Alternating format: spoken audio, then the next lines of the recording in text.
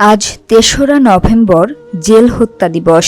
রাতের আঁধারে ঢাকা কেন্দ্রীয় কারাগারে বন্দী অবস্থায় ১৯৭৫ সালের ৩রা নভেম্বর হত্যা করা হয় মুক্তিযুদ্ধকালীন মুজিবনগর সরকারের অস্থায়ী রাষ্ট্রপতি সৈয়দ নজরুল ইসলাম, প্রধানমন্ত্রী তাজউদ্দিন আহমদ, মন্ত্রিসভার সদস্য ক্যাপ্টেন এম মনসুর আলী এবং এএইচ.এম কামরুজ্জামানকে। দিনটি জাতির ইতিহাসে একটি বেদনাবিধুর দিন।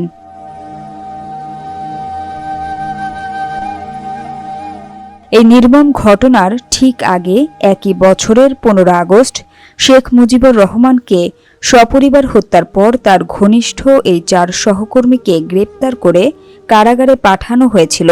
ষড়যন্ত্র, ক্ষমতার পাল্টাপাল্টি দখলের ধারাবাহিকতায় রাতের আঁধারে কারাগারে বন্দী অবস্থায় হত্যা করা হয় জাতীয় এই ৪ নেতাকে। এই হত্যাকাণ্ডের ঘটনায় করা মামলা জেল হত্যা মামলা নামে পরিচিতি পায়।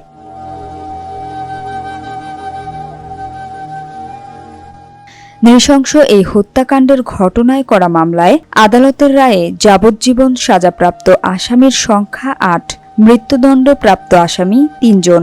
সাজাপ্রাপ্ত এই ১১ আসামির মধ্যে ১০ জনই ধরাছোঁয়ার বাইরে।